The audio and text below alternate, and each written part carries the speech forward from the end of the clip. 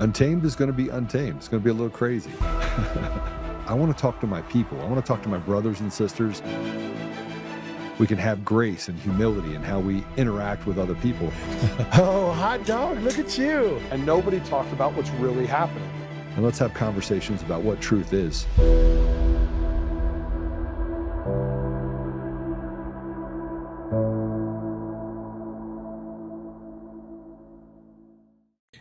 We had people come in from what I consider well-heeled townships and say, well, I knew if I sent it down there, you'd figure out where it was. Well, we couldn't. So I think my work was more from like a legal standpoint, if it like legally has to be attached to it, or if you just need to be with it so you know which tapes came from which precinct and belong to which return sheet. I think it's a combination of both, but legally you have to have it.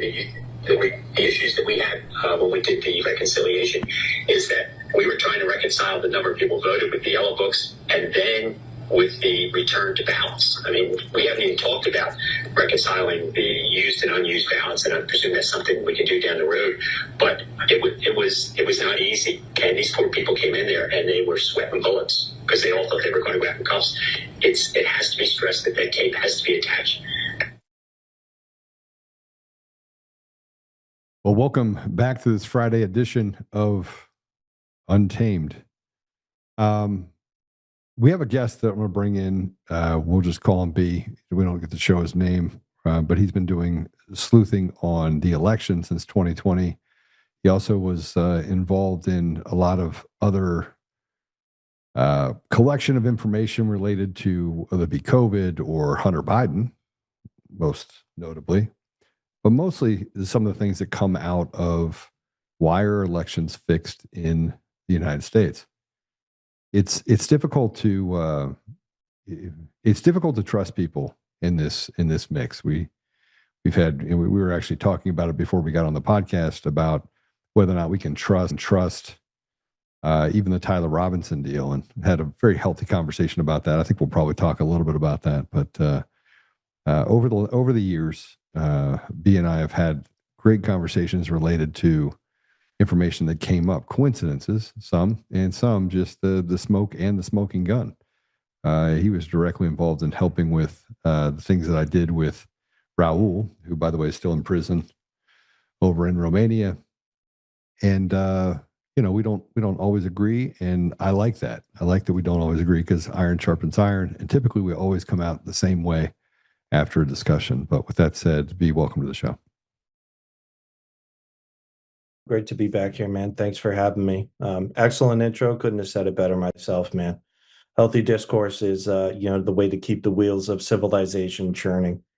And I think we always come to the same conclusion that, hey, there's distrust, there's chaos, but the output variable, and we find ourselves in the same familiar situation. Like, can we trust this? Can we not trust it? Can we trust the people that are giving us information? And a lot of times we come to the same conclusion that, well, two things can be true at the same time. And we can say that, hey, not everything is going to be Israel's fault. I think it's healthy to say it's probably not. We got enough bad actors here in the United States. You have the jihadis, and you have this infiltration and capturing that's happened of our election systems. And I don't think that requires Israel to do it. I think we did a pretty good job of betraying ourselves. I couldn't agree more. The Marxist leftist alliance with the jihadis, the red-green alliance, as you will, is very much alive and well, and is operating basically at maximum capacity in the U.S. right now. So I want to go through some things, because there's you and I have talked a little bit about who built the adjudication process inside the Dominion system specifically. And we've also talked about, some of the information. How long has it been around? Like, how long have they known that there's been these problems that, John Solomon and others have talked about? Obviously, I've been talking about it since 2020. And I think we came to the same conclusion with this, but from different perspectives, just based on the history of Dominion itself. So here's the post. Mark Cook put it up. And I said, who built the adjudication process? LO, it's laughable. We're still talking about this. I'm ready when you are.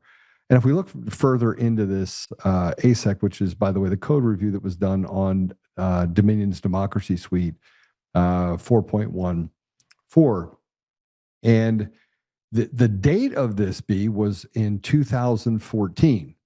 Now, they went on to talk about in 2008, the Easter egg backdoors.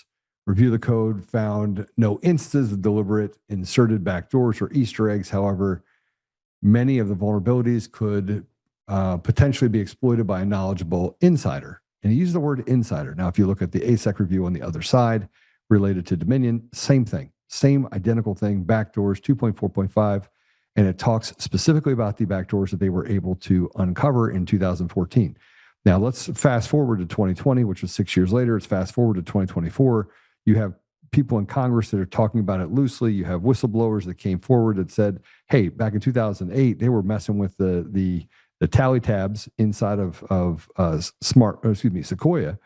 And here we are, 2026, the same vulnerabilities that we've been talking about since 2014. And in large part, an insider, we can talk about Eric Coomer. We can talk about someone else that I know you want to talk about. But it talks about this adjudication process. And we talk Win EDS, you have the adjudication, you have this known ability to have separate databases like we found in Mesa County, in the 4 reports that came from there. And then we have something we'll talk about in a minute, which is what came out of Maricopa County and some of the alignment that's happening currently with Kash Patel, the FBI, and of course, Cyber Ninjas. So what do you make of this ASEC report and the date, the timing, and the fact that 12 years later, we're finally being Captain Obvious? Well, what's funny is if you want to go back to the date and time of this report, they would have called us extremist Democrats and election deniers on the Democrat side of the aisle. So just find it and not just talking any Democrats, we're talking Elizabeth Warren, Kamala Harris, Ron Wyden, etc. So not exactly your run-of-the-mill. But what's interesting, I see you alluded to Goran Abramovich there, who is, if you go back to the patents, he was the original chief technology officer for Dominion Voting.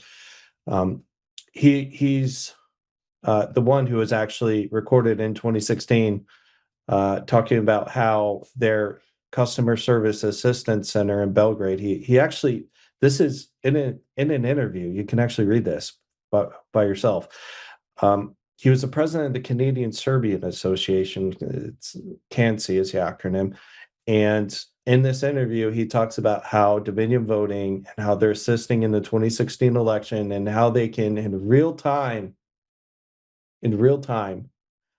they can assist a technician anywhere in the world directly, live. Now, how can you do that? If they're in Belgrade, how can you do that? These are standalone isolated systems.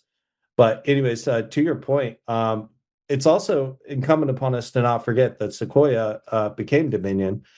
And when you actually go into Sequoia's bankruptcy paperwork, their Chapter 7, Chapter 11, I believe I've shared this with you before too. I believe it was Judge Oltmann. When I shared those before, it was basically Sequoia and Dominion and Smartmatic were listed as...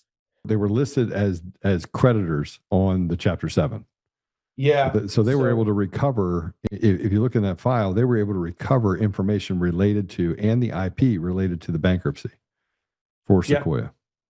Sorry about that. Yeah. So, we keep talking about the loose fit, disparate environment that allows for them to show that, there's no connected tissue. It's all just a coincidence that these people are all connected.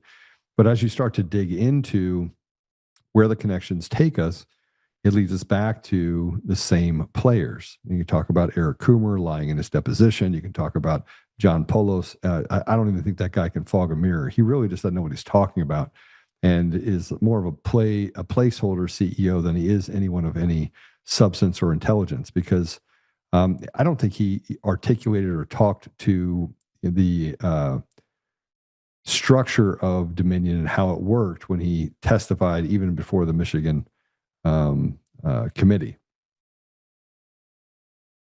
Yeah, no, he's definitely there because of that NCI degree, and that's not even his full name, by the way. It's not his actual name, by the way. What's his actual name? It's something like I know this. Stephanopoulos. It's a Yeah. long one, man. He's got like one of like those really long, weird Greek last names. Greek names, But yeah. he is actually on the original Canadian patents along with Ioannidakis and Hoover and Goran Abramovich, if you go into like the original Canadian patents. But obviously he wasn't on the scientific side of the house. But there I is like I don't think he understood how the system worked. I think he was a patsy. He's just he has no technical acumen at all. Yeah, and that so that leads me, you know, a part of that leads me to, and obviously we're talking about like who's responsible, and you have Eric Coomer, which started out as the chief architect, gets moved into a different position. That's more of an obscure position of VP of engineering. Then he moves from VP of engineering. By the way, there all the way since the beginning of inception, from nearly day one, not day one, but nearly day one, from when Smartmatic purchased Sequoia Voting Systems and was in 17 states and the District of Columbia, and then moved into a more obscure role, but still is the responsible one for pulling all the punches on sales, pulling all the punches on engineering, is on nearly every email thread, is having every conversation, is sitting on CISA meetings, and has the capacity as part of all the patent process. And you could talk about the people that are suspect in this environment, but we're in a place now where we can see it. I mean, it's not coincidence anymore, and there certainly is connected tissue to show what these people have done. And yet now it takes us back to 2014, and we're still talking about it. 12 years later, we're still talking about it. The same systems are in place, and the same vulnerabilities are there, and the same insiders caused the elections to be stolen over the last 12 years. Oh yeah, no. Let's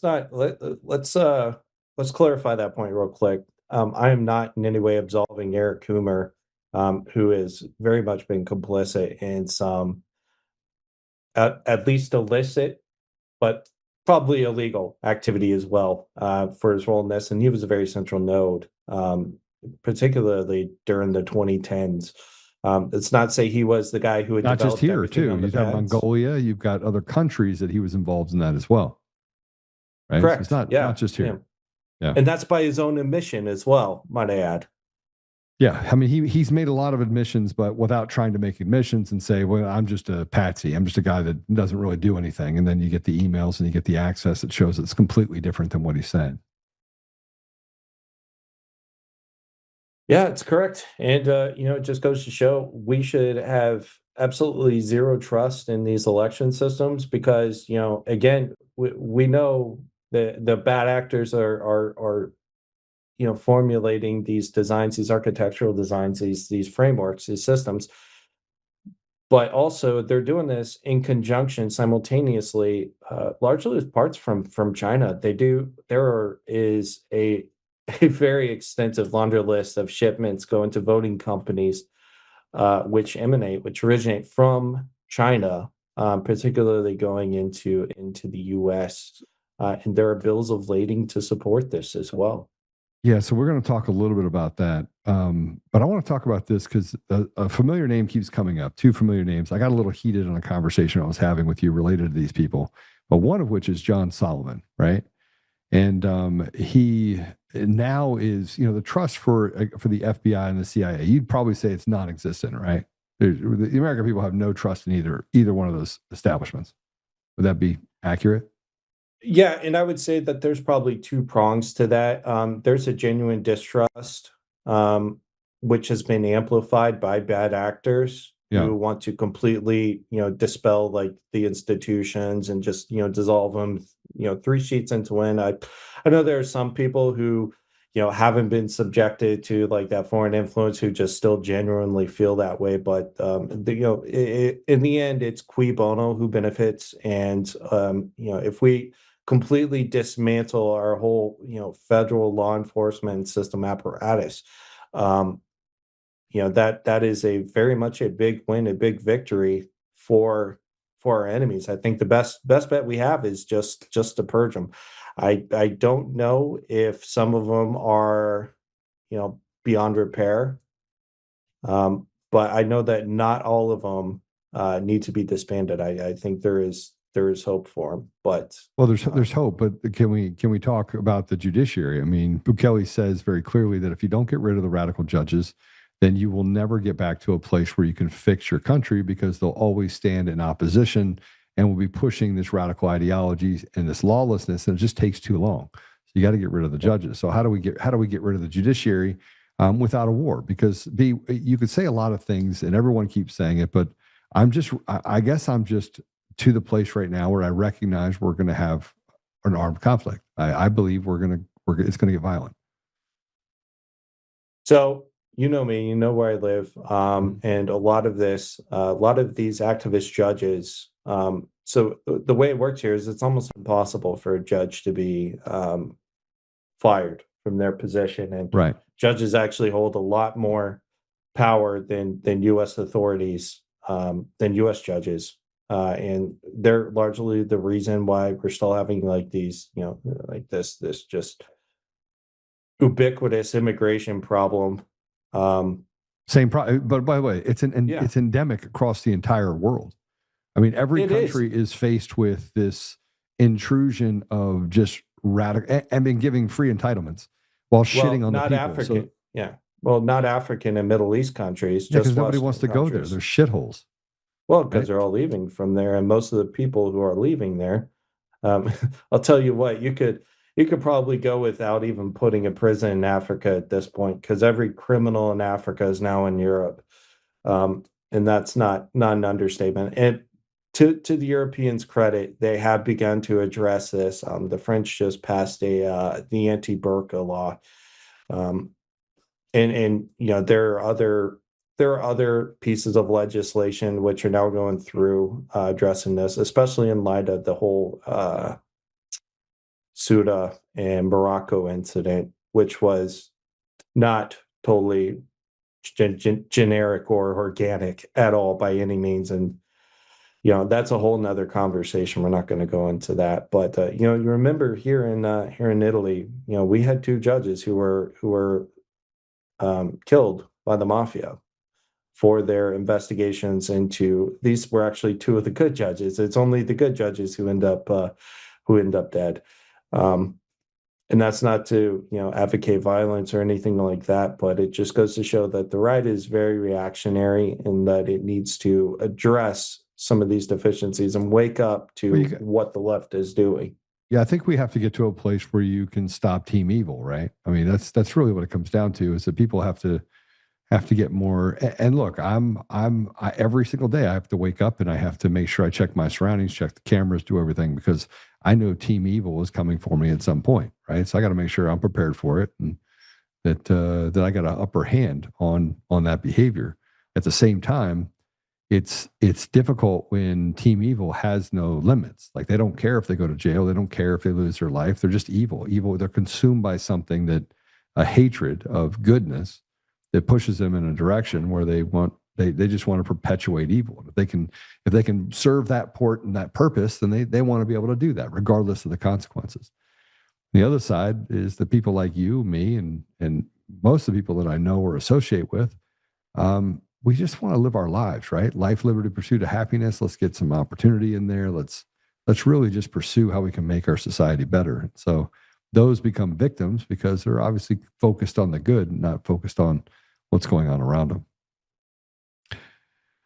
I got to show you this though, B. This is I want to play this for you, and this is John Solomon playing what I think is the Judas of or I'm on our side, but let's go ahead and play it. We've talked a lot about China and Iran, but you know what? The single greatest intrusion on our election the last 6 years is what the FBI, the CIA did to our country. They didn't put a thumb on our scale. They put a whole body on the scale of the election. They tried to pretend Donald Trump was a Russian asset when they knew it wasn't. They used Hillary Clinton's opposition research to do it. They misled FISA courts. They misled the American people. They expended tens of millions of dollars. They told us not to believe the Hunter Biden laptop when they knew it was real. They told us there was no evidence that Joe Biden and Hunter Biden had corrupt relationships when their files were chock full of it. The greatest intrusion in our election wasn't a foreigner. Our vulnerabilities to foreigners are high. The greatest intrusions to our elections were our own intelligence and law enforcement agencies from 2016 to early 2025. They intervened in our election more than any foreign power, and thus far, none of them have paid a dear price.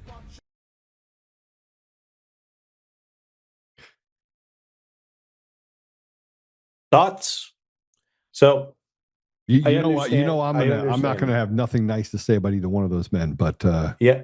I'll explain that in a minute. But he talked about Hunter Biden's laptop and things like that. People have been given large sums of money. Hunter Biden won a lawsuit related to a defamation case, right? And yet we know it's all true. So JP McIsaac ended up losing his lawsuit against Hunter Biden, and I'm not going to comment on that because there's things regarding his counsel that I believe played a large role in that. Of course. But isn't that usually the case? Hunter Isn't it usually you have counsel that does things on purpose by accident to cause that?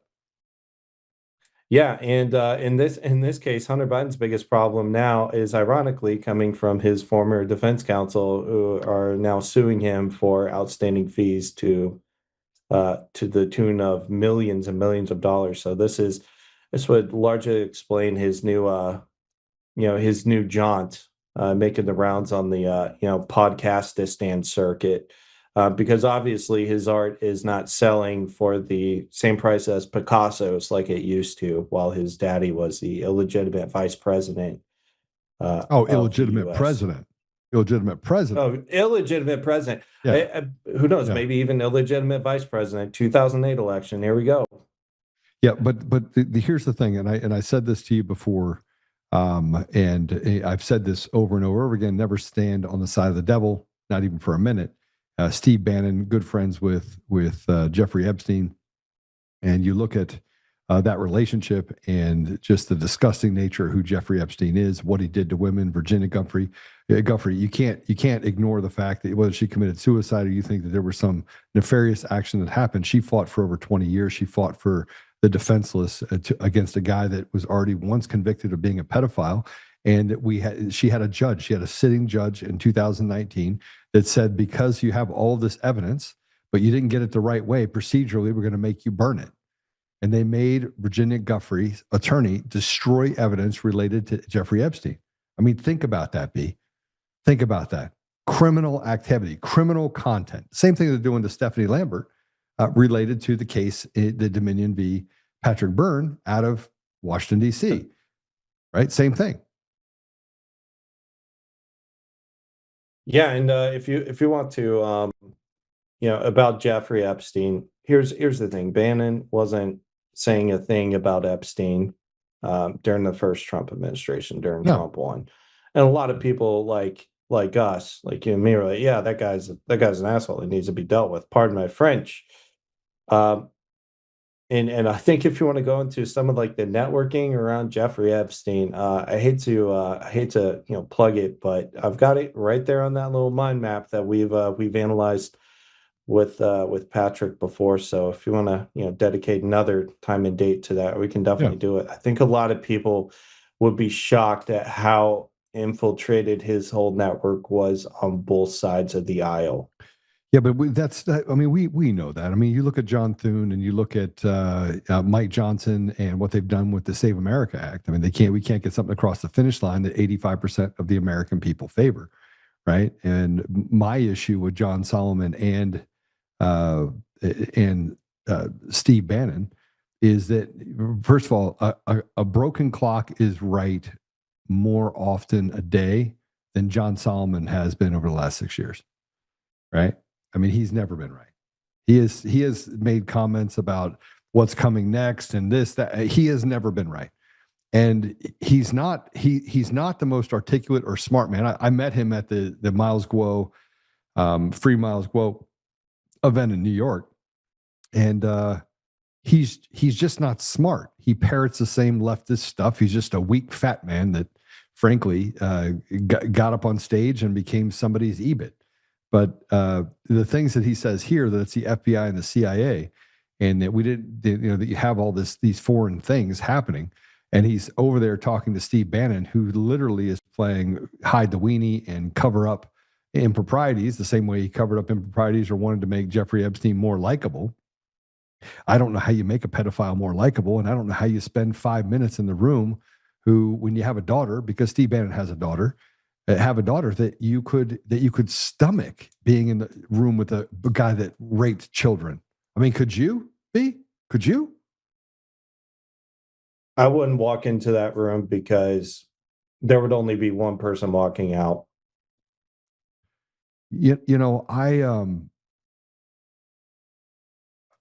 I can't. Steve Bannon to me is like, I mean, you have this. He was charged with a federal crime, and I don't know if this federal crime was true related to the wall, right? And he got pardoned by President Trump, and he stood on the hollow ground. But then you find out behind the scenes that he's working against President Trump's interests, which doesn't surprise me. Does it surprise you? Surprise you that people that say that they're for President Trump would be standing behind him doing harmful things to him? No, I'm not surprised at all. As a matter of fact, I think this is still very much ongoing to this day by some people who hold the Trump name, actually have the Trump name on their business card. I think Pence was working proactively against Trump the whole time. Yeah. Him with his chief of staff, Nick Ayers, who is now, parroting Rick Jackson in Georgia. And that whole institute of public square holdings in 1789 Capitol, and some of the questionable behavior around that. So I think that's still kind of ongoing to this day. Hopefully he's still dealing with it better, but at least he doesn't have Pat Cipollone back in there. Well, you had Pam Bondi, right? Just as bad. I mean, Kardashian Bondi. You got Kash Patel, the FBI. You have people in the FBI that are actively talking about this, by the way, to other former FBI people.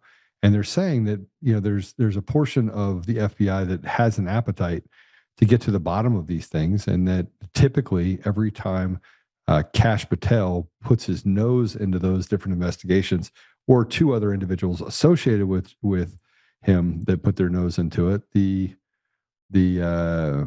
SAC, or the person responsible for overseeing that, steps in and says, I'm going to reassign you to something different, or we're going to move stuff around. And so there's a growing frustration inside the FBI that people are basically trying to play hide the weenie, moving stuff around inside the FBI so that you release just enough to the American public that you quench that thirst that maybe something's going to happen, kind of renewing this hopium. I feel like they must have a people meter out there that's measuring it. But it's not sincere. There's no sincerity in getting to accountability for the American people. They just want to keep us enslaved. And I think that they realize that, frankly, the American people just don't have an appetite for anymore. And they're just trying to figure out, okay, where's our window of opportunity where we can just crush the opposition or crush the ability for there to be any sort of outcome outside of what we want to be the outcome. No, I couldn't agree more. And, Kash Patel, at a anecdotal level, dealing with him and the whole Raul situation was a bit of a cluster in itself as well. And this was, obviously long before he was, director of the FBI. But with Patel, I wouldn't say that it's so much malice as it is just maybe he's out of his depth. Maybe there's a degree of incompetence there. And, I think I'll give him the benefit of the doubt, given everything that he went through working for Nunes. If there was something there on him, it would have already been exposed. It would have been out, just the same as with Trump. If there was something there with Russia Trump, there would have been no need for, Oxford comma after he ditched, Comey. So I'll give Kash a little bit of leeway, but I will chalk that up more to incompetence than I will to any malicious. I mean, but here's the problem. We're constantly talking about incompetency. Pam Bondi, incompetency. Todd Blanche was blamed for what happened with Tina Peters. A pardon was issued, and you had them parroting this deal that the states' rights don't allow for a presidential pardon to apply to state charges, which is absolutely bunk. Matter of fact, the only 3 cases associated with that where a presidential pardon was given on a state charge, all 3 were found to be valid. The president of the United States has authority over the citizenry of the entire country. And yet they came out and parroted the same thing. And the DOJ did not have an appetite to walk in with the Marshal Service and take Tina Peters into custody. She'd spent another 8 or 9 months in jail before a Democrat was able to pardon her. So I just feel like it's more kabuki theater that falls on the shoulders of the American people. It never falls where it's supposed to fall. Well, I think we get glimmers of hope. Bill Pulte was certainly a breath of fresh air in that regard, and there were a lot of people who were very reserved towards him. I was not one of them. I was a huge fan, even during his temporary appointment. Now he's not there anymore. Let's right back into Todd Blanche. What do you think of him? I want to believe. Yeah. I mean, I think Todd Blanche, he has his moments of glory. I mean, is he better than Pam Bondi is a product of Brian Ballard. And but Todd Blanche was in essence running things. Pam Bondi sat down in her Florida, whatever you want to do it. I mean, the CEO of the DOJ in large part had relinquished control to Todd Blanche. He was the one running things on the day-to-day for the Department of Justice. And it's hard to look at the AUSAs that we have across the country and not think these can't be the smartest people that we have that are available in the legal world, right? It's not possible. We walk past very competent people like Professor David Clements. They should have hunted him down and said, put him in a position of trust and authority. But because they didn't, and others, the Bob Destros of the world, the John Eastmans, there are special appointments that could have been made that would have been Wreck-It Ralph. But none of those things were to happen. And instead we get people that are just status quo people, which leads me down the path of they don't want to solve the problem. Well, I think there was also this sort of ecosystem which was built out of MAGA, full of milquetoast intellectuals. And they kind of moved in as the new political consulting class, and it became a good old boy network again. Yeah. And it was even so much of a good old boy network that even Heritage was kind of left on the outskirts in some regards. But I think that's just the nature of politics, and you wonder why we don't have the top AUSAs in the world. Well, look, why doesn't the military, why aren't they able to retain career pilots? Why do they have this 2,000 pilot shortage in the Air Force right now? Why do military doctors get out of the military? Why do the best CIA agents get out after their minimum 5-year obligation or 10-year obligation if they do another tour? Why do they do that? Because the money's better on the outside. Nobody wants to be a civil servant anymore. It's almost like a liability to be in civil service now, or in this case, even law enforcement, especially in this day and age, given how targeted law enforcement has become. I mean, these guys, there's a reason these DHS guys have to wear a mask. It's because they know they'll be doxxed and targeted by a very, very violent far left. So, you wonder why at the same time, you kind of get your answer too. If that makes it. I don't disagree with what you're saying. I don't disagree. I just think that again, I come back to it. Two things can be right at the same time. and yet here we are. I want to show you something. This is FBI Director Patel and Doug Logan describing from Cyber Ninjas. This was in the report for Cyber Ninjas. And this is the information that they released from FBI Director Patel. It's not Cash's report. It's a report that came out in 2020. Obviously, he was not the FBI Director in 2020. But let's go and put that up if we can. So live heard Megan Gilbertson and Scott Jarrett from Election Department in Maricopa County do not seem to understand what the word breach actually means. So if you go through this, the the funny money of this, if we could just put that up, is this is a part of the voter registration system audit access, and this goes through the subpoenas, and one of the most important components of the audit was the analysis of voter registration system and the records of authorized and unauthorized access to that system. Our audit team has been denied the access required to complete this portion of the audit. And the Senate subpoena dated January 12th, 2021, Maricopa was ordered to provide the auditors access to control of all equipment used connection with the administration of the 2020 election. In a second subpoena dated July 26, 2021, the county was ordered to provide all reports, findings, and the documents concerning the voter registration breach. The response from the county claims they are not aware of a breach. But claiming that the breach was nothing more than unauthorized access to a public data that has not been supported by evidence, according to a news article published December 4th, 2020. Maricopa County confirmed voter data had been stolen and a federal investigation is underway. CIS considers voter registration systems to be critical infrastructure and thus requires states and counties to implement the highest level of security. The only way to ensure that there is no one vote for every legal registered voter is careful control of the voter registration database. So you have this, which then aligns with, go to the next one if you would. This is from 11/3. The date of the election in 2020. This is a FBI communication, and this goes through documents related to Maricopa County Recorder's Office cyber intrusion data exfiltration. Now, keep in mind that we didn't have access to this stuff, B. Like, this just got declassified, right? Right? Yeah, so there was actually, if you remember, there was the arrest that was made just a few days right before the election in Maricopa County. And there was actually Skyview footage of that federal raid. Yeah. And then it just went bam, memory hole down the water, just like the one in Chicago with the driver's license, and the 500,000 watermark ballots. I mean, poof, it just all went up in smoke in the air. But this is, it's interesting that we're talking about this again, because this is, that registration system, that poll pad or that pad they use is KnowWe.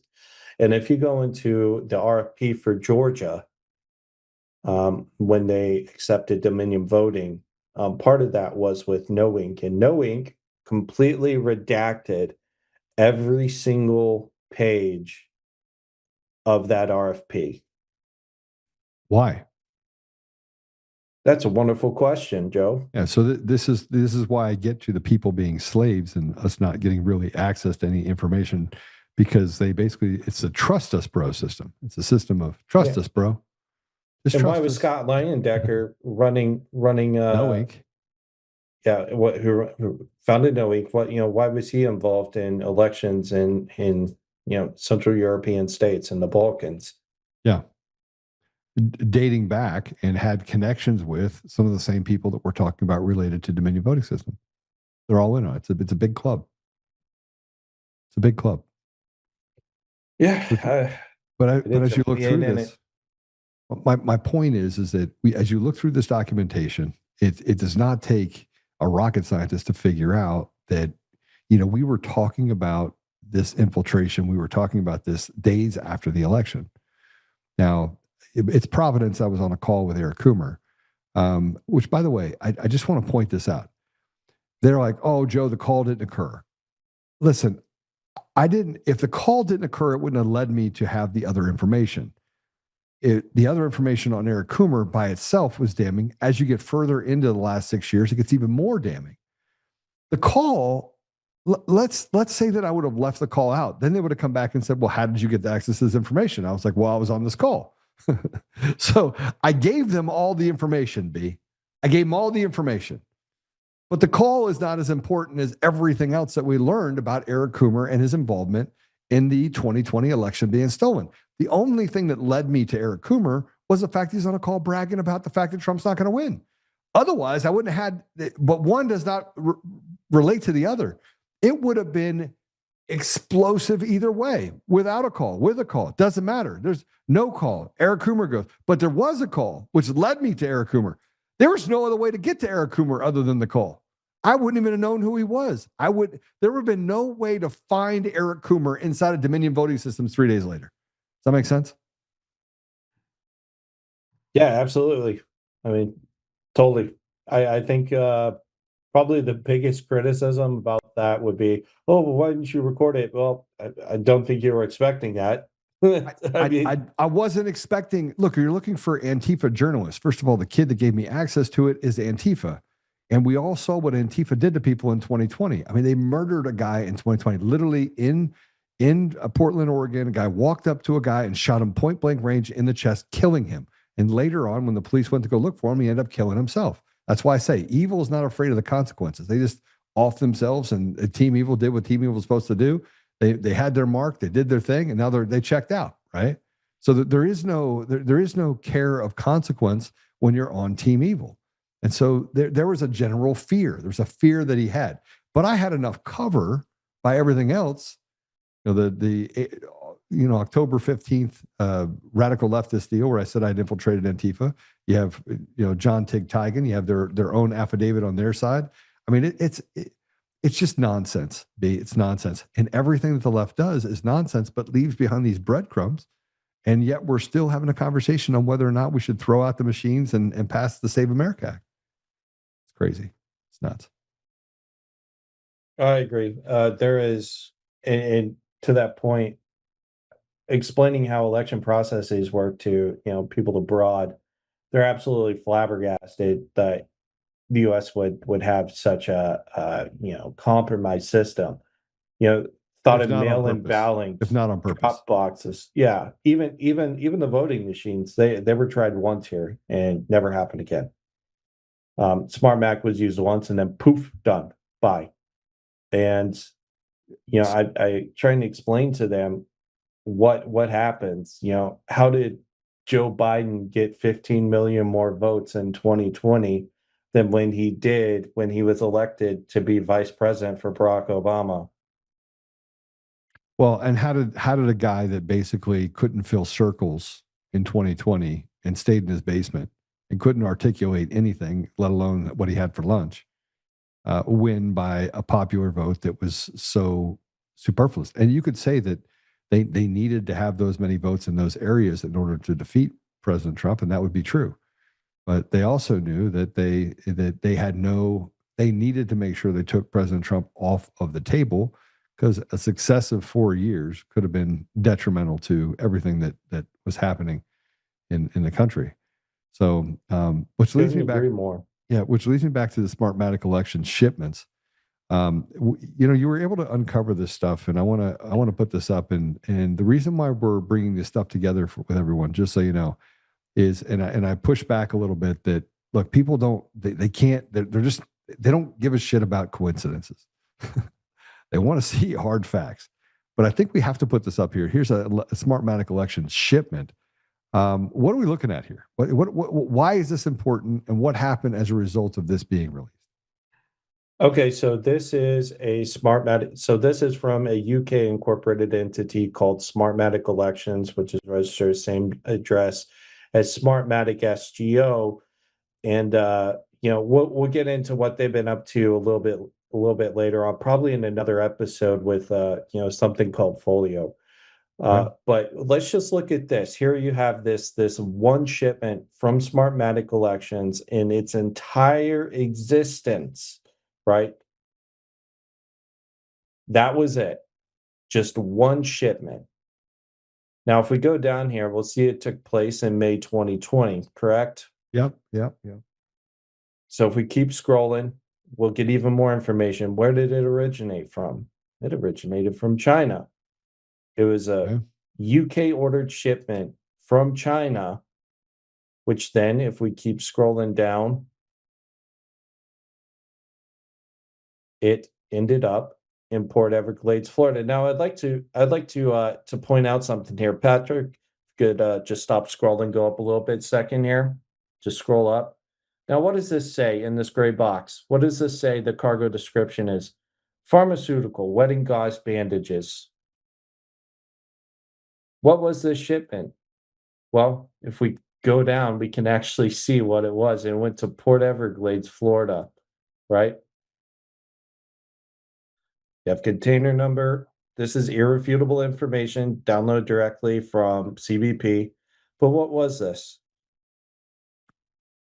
Well, for a total shipping price of $8,280.72, Smartmatic sent 4 containers of face masks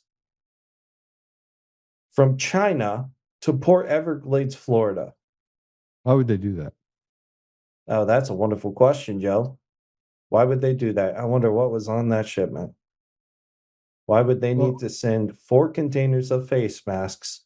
Why would Smartmatic SGO need to send 4 containers of face masks? Well, 4 containers of face masks, and it was 10,000 kilograms, right? 16,000 actually, total weight container. Oh, is it 16,000? Okay. Yeah, number of containers, 4, weight 16,000 kilograms.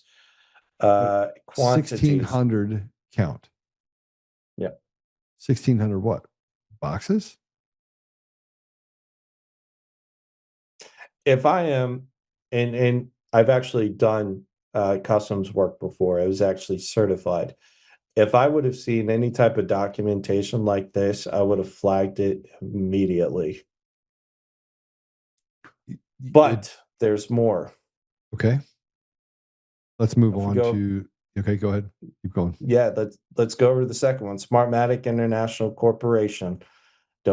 Corporatio, I get it, it's cut off, doesn't matter. What's that flag that's right next to it? What is that? What is that? Oh, that's right. Yeah. That's This China's one. flag. Oh, So yeah, they claim it operates out of Taiwan. yeah, Taiwan. Okay. Yeah. So 3 Zhang Road, Saiwei Lane, Xindian District. So hold on a second. So this is Smartmatic International Corporation with an office in Taiwan. Yeah, Taiwan, but look where the shipments are actually coming from now. When we actually go down here, they're actually coming from Taipei, Taiwan, Kaohsiung, and Qingdao, which is not Taiwan.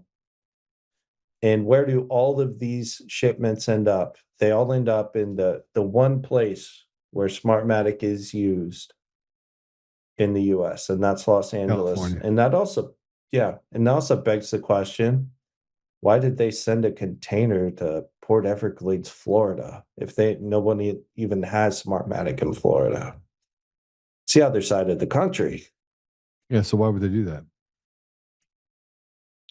It's a good question. There weren't face masks. No. So Asia, 75.9% shipments, 62, Europe, Portugal, 19, North America, Canada, 2.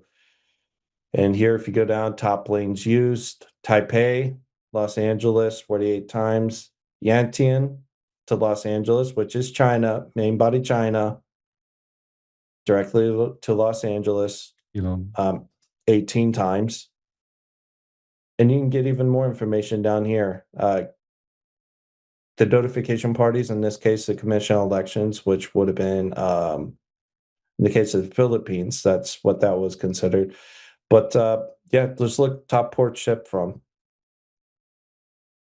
And understand anything that's coming out of Taipei or Hong Kong, or anything from Taiwan is just going to be, or Vietnam is going to be CCP. But you're sending it into Los Angeles. So you have Smartmatic, which is a Chinese company. So now it has a Chinese company, Chinese address, is sending, or should be Taiwanese, that's sending into from China into the United States.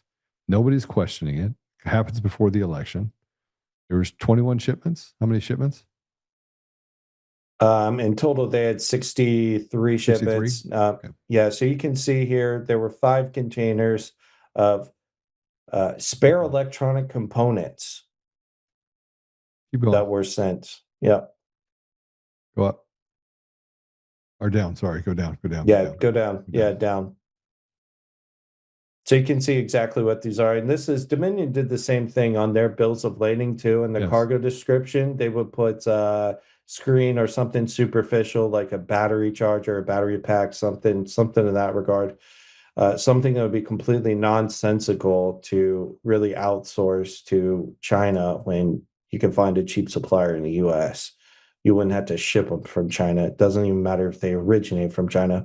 But there was one bill of lading in particular, which I had also found, which was of a 40-foot container. So your standard is like your 40-foot containers, like your standard, like Walmart or Swift Logistics trailer, right? That's a 40-footer. Right. The cargo in there was completely nondescript. The cargo description did not even really describe what was placed in there. So effectively what they just had was this 40-foot container to show up from China for Dominion voting. So we have 35,000 pounds of masks that were shipped in the first container that went to Florida, of all places. Yeah. And then we have 63 containers that went to Los Angeles and spare parts. And this all happened right before the election in 2020. Nothing. Yeah. Well, in this case, these were, you can tell from the periods of the shipments. You can also get like a cargo description breakdown, furniture's automatic data processing. They even had. There's one, Boca Raton. Here's another one from Boca Raton. Yeah. Spare electronic components, Boca Raton. One of their cargo description was also containers holding 2 liters or less of beverages, wine or fresh. This was also one of their used cargo descriptions for Smartmatic.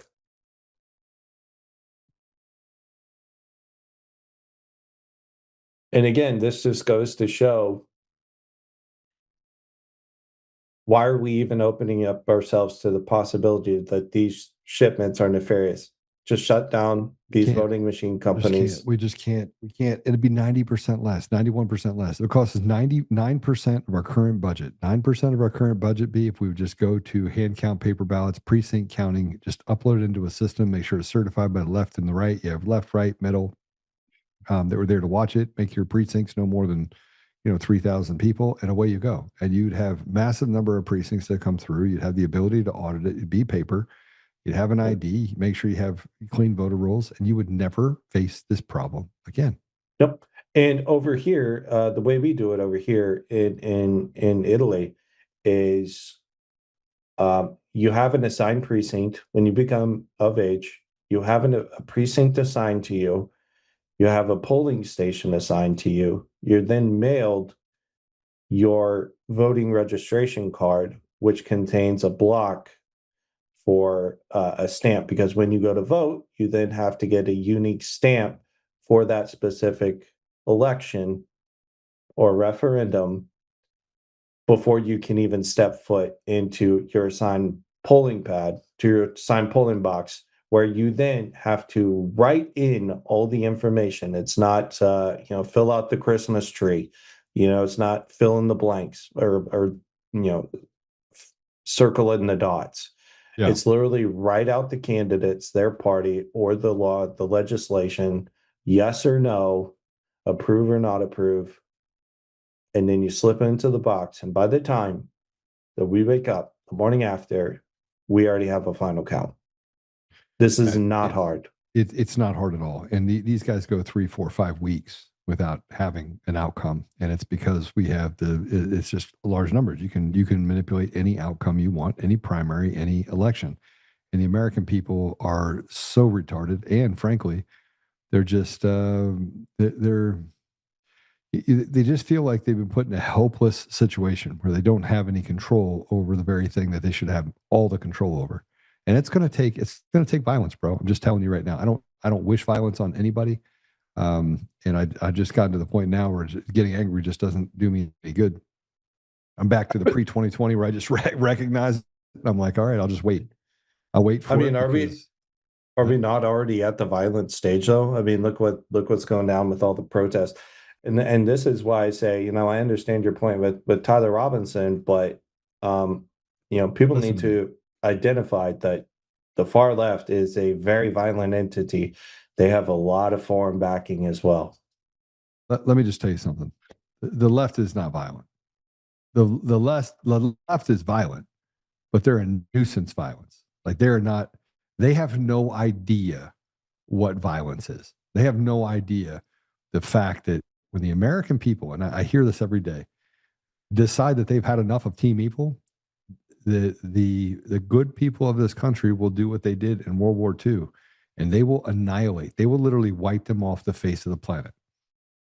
I mean, it's not even close. It's not even close the type of power and strength good people have versus the team evil. It's not even close. It's not even close to being a competition, right? When the good people of this country decide to go on the offensive, and I think it's happening. I think it's coming, right? There will not be a stone left unturned, in my opinion, right? And I pray it doesn't happen, but I'm also a realist, and I can see some of the things I'm going to tell you about real quick as we wrap this up. You cannot have some of these things happen, and the American people say, "No, we're done. We're done with you stealing elections. We're done with you overtaxing us. We're done with you stealing our homes and stealing our children and telling us that you can do whatever you want to them. We're done. We're done with you handing out handouts and entitlements to illegals and people that are foreigners, giving them our judges' jobs and making them rule over us in our communities. Yeah, you can just F all the way off." You see it happening, bro. I'm sorry. You see what's happening. And I know you're in a different country, but it's happening here. It's happening. Well, I mean, the Civil War started for less. Yeah. I mean, so I think the parameters have been moved, to Revolutionary War. Yeah. There's a valid argument that it started because of, T-tax, whatever. Look what happened to J6. Say what you want. Those American people, man, they showed what the power of the people is. And you could say that insurrection, whatever, which is a lie. But the American people in mass, for good, evil can't even, they run like little you-know-whats. They hide. Well, and this is, and we've talked about this before. This is what makes the 3.5% rule so effective, because the way it targets public opinion, and it kind of just, it sedates the masses. It really, it controls the narrative. That's really what the far left is relying upon. And, I wish we had more time to go into the other stuff. I know we were going to revisit, some of like those more glaring examples, but right now, yeah, I'm not seeing that everything can be done to address this before something goes kinetic, because there's too many jihadists running. There's too many commies who are still getting in. The DSA is, the Democrats have pandered to the DSA for years, and the DSA have emotionally manipulated the Democratic establishment for years, well over a decade. Right. And now that relationship is just becoming public, and it's open, it's out there. And now, for the 25th anniversary of September 11th, we're going to have an openly jihadist mayor. Let's make one thing clear. Zohran Mamdani is a jihadist. He parades himself as a socialist, but he is by all accounts a jihadist. He even wrote about this himself while he went to Egypt in 2012 to support the Muslim Brotherhood while he was still a student at Bowdoin College. Yeah. He wrote about this extensively, his time there, and how he had to self-exile. He had to leave because he felt unsafe after the Muslim Brotherhood fell in Egypt, because he felt he could no longer walk around as a brown man with a beard in Egypt. Yeah. No, I totally agree with you. And to that effect, we should probably really quickly look at this. But there was an election that just happened in Michigan. It was a primary election, and Abdul Sayed just won. And this is Latina Brown talking about, I thought Abdullah Sayed was going to win by a landslide. All the polling conducted is wrong. The race is very close. The DSA just handed a win to the Republicans for the general election. Just you wait for it. Okay, so Abdul Sayed, Democrat. And again, you see 50-50. See, 48.5, 47.5. And this is 50-50 even on the Democrat ticket. So not only... I gotta say this, because the retarded can't understand this. Not only do our general elections that we have 50-50 and 60-40, and they're nearly perfect, and they all align. They have irregular heartbeats and they violate the rule of large numbers in massive ways. We have more 50-50 elections in this country. But now we have the same thing happening on the primaries on both sides of the aisle. So they're actually picking winners and losers and picking who's the candidate for the Republicans, and now they're picking it for the Democrats. No difference. Yep, and that is, they allowed the very beast that's going to defeat them to fester and to mature and to percolate. And this, what was the eventual outcome? If you have people, a gerontocracy, basically. Yeah. With 60, 70, 80-year-olds, do you think that they can just keep their hands on the lever for all eternity, and that these systems wouldn't then fall into, someone else's hands to be manipulated and abused? And this is where we're at now. On the far left, they are much more organized, and they are much farther ahead than the GOP is. Because again, the GOP in its own nature is stagnant and reactionary. Well, because we're captured, right? Good people get captured by the idea that someone is good. This is the same thing I say about John Solomon and Steve Bannon. They talk softly, and they move things around, and they make it look like they're actually on your side, and they anti-establishment, but they're really establishment. They're really play for Team Evil and will take every opportunity, and they're wrong all the time, but they have to lead people like the Pied Piper down a pathway that leads to destruction, while acting like, sorry, oops, didn't work out that way. And as we start to uncover things, go ahead. Well, and yeah, to that point, this is, if someone on the right were to infiltrate the left, and I'm not talking about like one of those no cap on God videos, as epic as this trolling is, you're not going to find a right winger posing as a left winger to infiltrate things like the DSA and to try and subvert them from within using that kind of Fabian-esque methodology. But the left, in particular through the establishment, they have very many actors who have infiltrated on the right and within, the MAGA camp as well. And we're starting to see a lot of that come through the cracks as well. And this is why it didn't surprise me that, Joe Kent had his moment too, because, his wife working for Gray Zone. I was like, oh, that doesn't surprise me at all. So you think he's bad? I think he is. I think the guy, look, I'm telling you right now, filling a role. I don't, bro, we're going to have to disagree. Joe Kent is a man who thinks for himself, and he gets frustrated. When he gets frustrated, he speaks exactly what he thinks. And when he sees the administration, however it's being controlled, go in one direction or the other that violates his conscience, he is 100% a Boy Scout. I'm going to tell you, that guy's a Boy Scout. Joe Kent is a Boy Scout. He doesn't know how to be. And I don't even like his attitude. Like, I want to punch him in his face sometimes. Right. I have to ask why his wife's boss is over at the Ayatollah's funeral in Iran. I mean, and this behavior didn't start until later on down the road with him. So again, he was. I could be wrong. I could be convinced. Remember, years ago, it wasn't even that long ago. He was all about, we got to deal with this Iran situation, this nuclear Iran situation. And even when I was downrange in Iraq, man, we saw we had these little explosives there. They're called EFPs, nasty little buggers, and a lot of the militias picked them up. But they were basically a creation, basically of the IRGC. Yeah.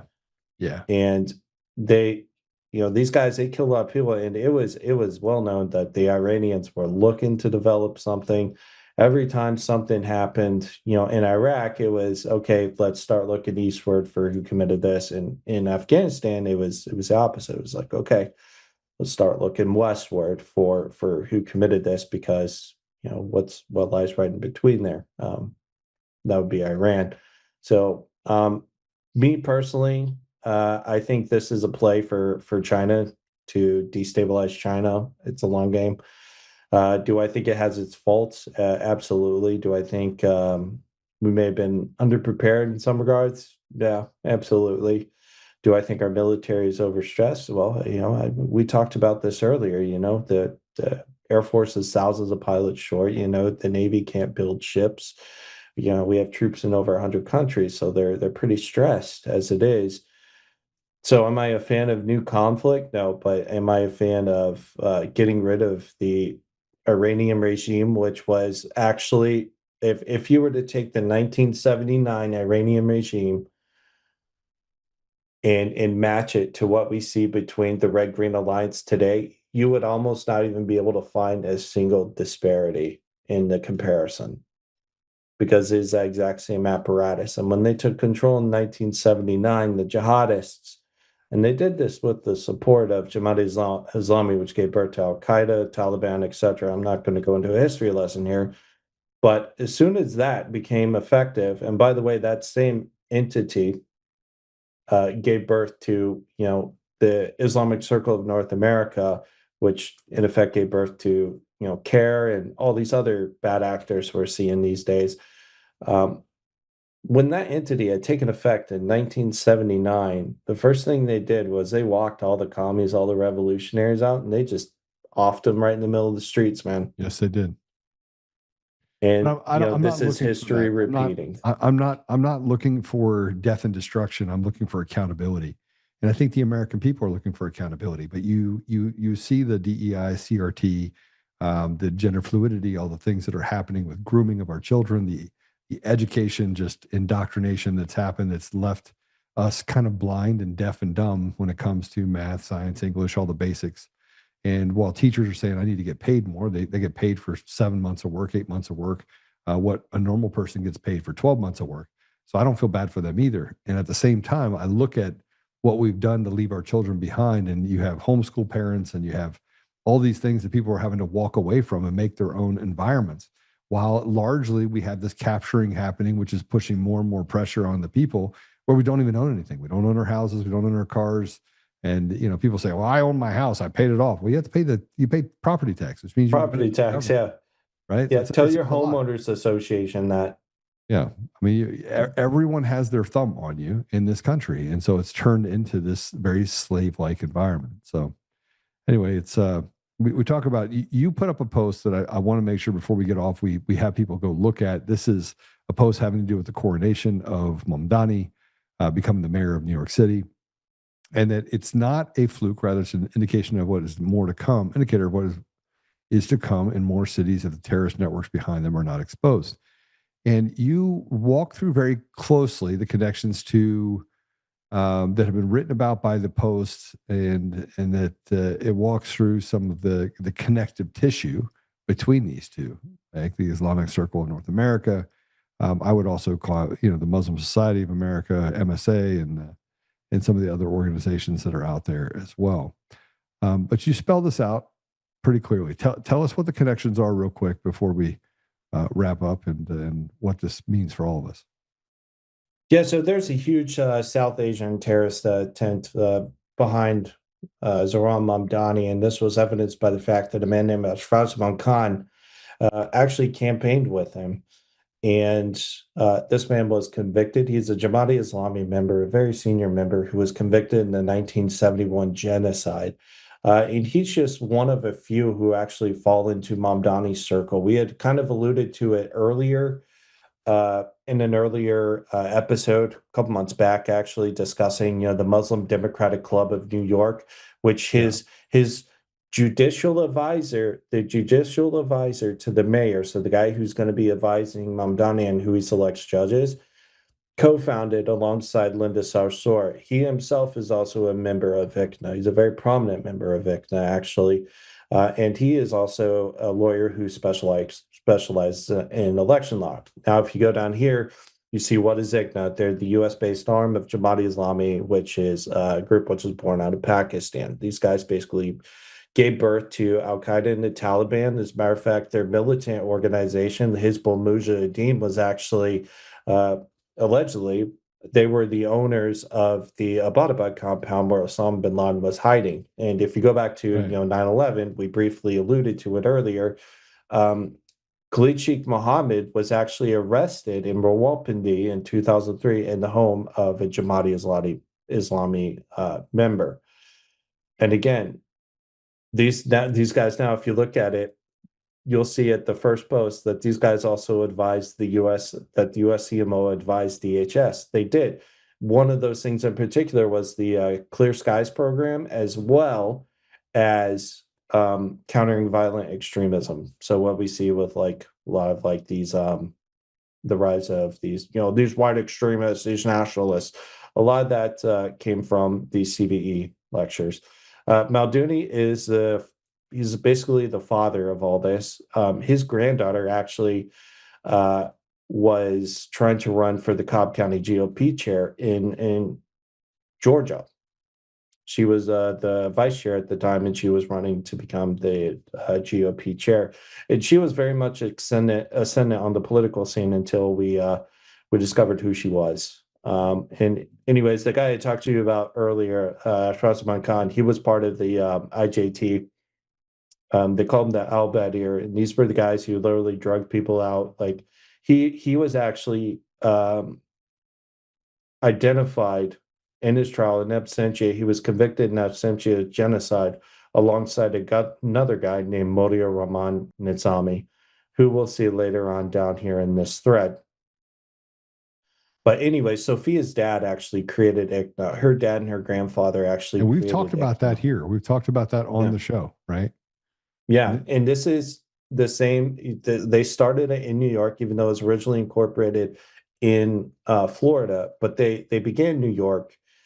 It really came from a lot of the Muslim Students Association. If we go down a little bit more, we'll see just a few more of these actors involved. Wait, hold on a second. You saw that they had the things about Iran, so the connective tissue to Iran as well, right there. Stop. Yeah. So if you actually click on this, you can actually find click on the photos, the images. You actually find that Maududi and Khomeini had a very close relationship familially. Even their fathers knew each other. Yeah. So this is where you can't help but you keep going. Yeah. Go down. Yeah, that's another post. If you go back up, just exit out of this one. If you go back to the previous, okay, so go to where it says sovereignty and the sovereignty in 1979 movement in Iran. Yes, go to this one. So if you read this, actually, my analysis of various. Well, let me just pull it up myself here. You want me to read it? Yeah, actually, that'd be great. You read it, yeah, for your viewers. So this article explores the engagement of the Pakistani Jamal al-Islami with the Iran Revolution. I argue that the Islamist jihad was drawn to the events because it reflects a core concern and signature of the Abi Allah Maududi, named to establish the sovereignty of God on earth. My analysis of various travelogues and JI publication from the 1980s demonstrates that JI observers were deeply familiar with internal revolutionary dynamics in Iran's Shia identity. The prospect of seeing a proper Islamic system in action with potential global consequences for their cause initially crowded out any sectarian concern for the JI. At the same time, certain JI leaders began to voice criticism of what they perceived as rushed revolutionary policies deferred from Maududi, careful Iranic understanding of the proper Islamic revolution. They also took note of sectarian messages that damages Iran's ecumenical outreach. It was, however, the more general geopolitical climate in the Middle East and South Asia were forced the GI to publicly downplay the ties with Iran. By the late 1980s, being accused of harboring affinities for the deviant Islam of Shiism was charged that had to be avoided at all costs in Pakistan and beyond. Yeah, so basically what that's stating is that they were very familiar. As a matter of fact, even Maududi said that he wanted to live beyond to ensure his fear was that the Iranian Revolution would fail, and that the only reason they publicly distanced themselves from the 1979 revolution, wherein Maududi was actually already dead. Maududi died in Buffalo, New York in 1979. And his body was then expatriated back to or repatriated, sorry, back to Pakistan, where he's buried in Lahore. As a matter of fact, there's effectively a shrine to him. So that's really kind of and this was the guy who said he admired Hitler, and the whole world demanded subjugation to Islam and demanded a violent revolution in order to establish the global caliphate. And right. And some of this, by the way, is theater. Some of it isn't. But the bottom line is that what is happening with Mamdani, and we've seen this before, is that they now are questioning whether or not he was legitimately elected as the mayor. That they can't even the election commission can't come up with numbers that would produce a legitimacy to the election of Mamdani, and they're now pursuing that. But again, nobody has been questioned, and at the time, nobody questioned it. Now it's just become this black cloud over the election system. But more and more, they keep saying, "Well, this election's not good. This election's not good." But no one's doing anything about it. And I think that gets me to that place where I say now, we just don't have any courage. We have no balls, which is what I said earlier. Yeah, I mean, the Democrats publicly, at least, they're going to be in a bit of a tight space, a bit of a jam between this one. Which is it? Are elections rigged or are they not? Are elections secure or are they not? The most secure election in the world in 2020, and now we're rehashing that Arizona arrest just days before, when we knew that the election systems have been compromised, and now they're being forced to address this within their radical faction of the DSA/jihadists. So it's going to be interesting to see what happens here with this. But the fact that anyone actually even came out with it, and from what I understand, it didn't actually come from Marty Hornick, by the way. Did No, I heard it came from somewhere else, but it kind of par for the course. Sometimes people find out other people's work and they pass off as their own. Well, I say that definitively happened here, no, but I've heard it came from another source. But it's good that it's being looked at. It's good that it's being addressed, and because keep in mind, New York City is home to the SEC. It's home to the SDNY, the EDNY, pretty much like all like terrorism charges and like financial fraud charges are processed out of those jurisdictions. Now, granted, those are federally appointed judges, but the fact that they're still operating within that New York City jurisdiction, there's going to be a heavy tilt towards far leftists.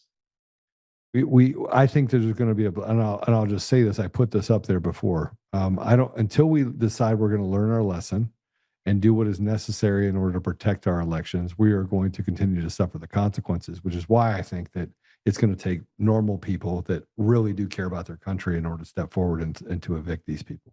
So, and I think that's coming. I think a good starting point would be to have, for the 25th anniversary of September 11th, the families have signed this petition for Zoran Mamdani to not be present. I think it would be a wonderful show of solidarity if, patriots just from everywhere came together by the tens of thousands and just swarmed New York and forced his hand into staying away from those ceremonies.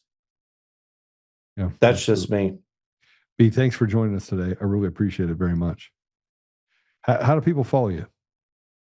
Yeah, so you guys have my Twitter handle up there, at DanteXXX. You also have Jody. I want to encourage people. What do you put on counter Dawan? Put that down. Take that down. Well, that's also me as well. So counter Dawa is kind of it is. So it's me and a dear friend. We also have counterdawa.com, wherein we put our reports, which are publicly available. And this is just one of the profiles. We have Counter Dawa. In my personal, my actual profile, as I guess you would say, it's like an anon account or whatever. It is at Dante Roman numeral 32 God. an obvious reference to, the 32nd canto of Dante's Inferno. Treason, All right. might add. Treason. Well, There we brother, go, I really appreciate you being on. We're going to cover more related to some forbidden projects right now. We know that there's some investigations underway, so we've talked about some stuff. We're going to stay away from that right now. But I do appreciate all the work that you've done over the last 6 years and your commitment to making sure we get to the truth. I appreciate it, man. As always, it's been a pleasure, and looking forward to the next. All right. God bless you, brother. God bless you guys. Whew, man, B's, he's been the kind of consistent person in all of this that we deal with. So we're going to close some prayer. As I say before, Apple Podcasts, Google Podcasts, Spotify, Pandora, iHeartRadio, TuneIn, and more. We know we're on Roku. Obviously, that's a new great channel. We're going to be submitting to get onto Netflix on the podcast side. So look forward to it. That should be pretty irreverent, I think. And then we've got some really cool stuff that's going to be coming in over the next 30 days related to what if we were 24 hours a day, 7 days a week. Wreck-It Ralph got some really cool stuff, handled some sports stuff, handled some politics, but news and maybe from a more I don't know, not 24 hours a day of Joe, but there's going to be some pretty cool things that we work on our side. So make sure you hit the thumbs up button, give us a 5-star review, do all the things that you normally do, but be the ambassadors of truth, be the one to share it. Today's podcast is great. It was a great podcast, and B is always one to bring the smoke and all the information associated with it. Now, again, you'd say that, there's correlation, causation, coincidence, what's in the shipping container. It's 6 years later. We don't know. Well, what we can tell you is that there hasn't been honest dealings. And we know that the people involved are inside Dominion. They're inside of Smartmatic. These are nefarious actors that set up shell corporations and other companies everywhere and then hide behind it. That's what they do. They're evil. And Team Evil, frankly, does not rest, and we can't rest either. So let's pray it out. Father God, thank you for B. Thank you for the work that he's done. Thank you for the group of people around the country that has just done amazing things. Thank you for David Clements. Thank you for Mark Cook. Thank you for Ed Solomon. Thank you for the people inside the administration that are working hard on making sure that we can have accountability. Thank you for President Trump for having all of the courage that he has to stand up and to do very unpopular things at times. And some things that I don't agree with, but that frankly may or may not be necessary. But I don't have I don't have access to all the information. So we tend to kind of criticize what we can't see. But there are things we can see, Father. We can see that there's a restoration that's needed, and putting you back inside of our society in every way, shape, and form is the way that'll lead us to a more ethical, moral, more opportunity, and more blessed society. And Father, we just ask for that for not just America, but for all nations around the world. We see this endemic problem that's kind of eaten at the soul, the very ethos of faithful nations. And so, Father, we just ask you that the people would be awake and that they'd be able to fight back. And Father, we just ask for the courage, commitment, the wisdom, the tenacity to fulfill your will. And we know that ultimately it comes down to what you want, Father. But obviously we can see what's in front of us, and we desperately want to lead us towards a path of happiness and peacefulness, and we know that it will take work. So just help us that we will stay in this fight. I say these things humbly in Jesus' name. Amen. All right. We'll see you guys later. Have a great weekend. Have a great Saturday. Have a great Sunday. Remember, go follow me, share me, do whatever. But make sure that you also become an advocate and a voice for truth, and just do your own research, right? Don't, like I said yesterday about Tucker and others, some are bad, some are good, some are misguided, but do not let high school creep into your life. Do not let them dictate what the narrative is for individuals, and make sure you do your own research before you say that a person is or is not a certain way. So God bless you. We'll see you guys soon. Take care.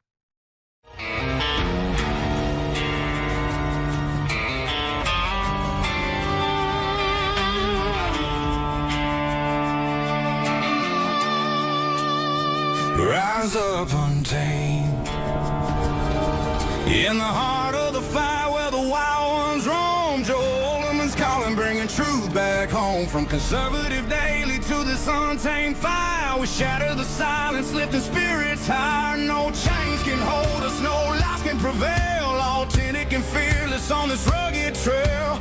Patriots gather under stars and stripes. Untamed nation, igniting the night. Untamed nation, let the truth roll out in this land of the free. Standing proud from sea to shining sea, we won't back down. Catch the fire, wear the crown. Untamed nation, it's our battle song, motivating hearts where the brave belong. Yeah, untamed and wild, forever strong. Play it again all night long.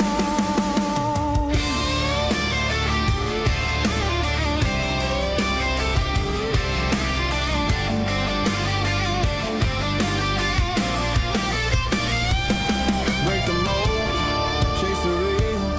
No more games, time to heal. Joe's voice leads the untamed crew. Truth matters through and through.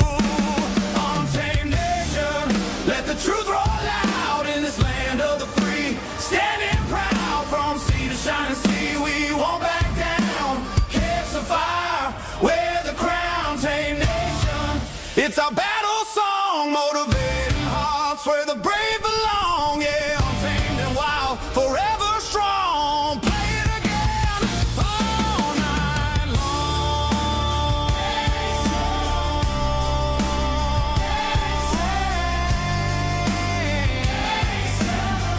Truth forever.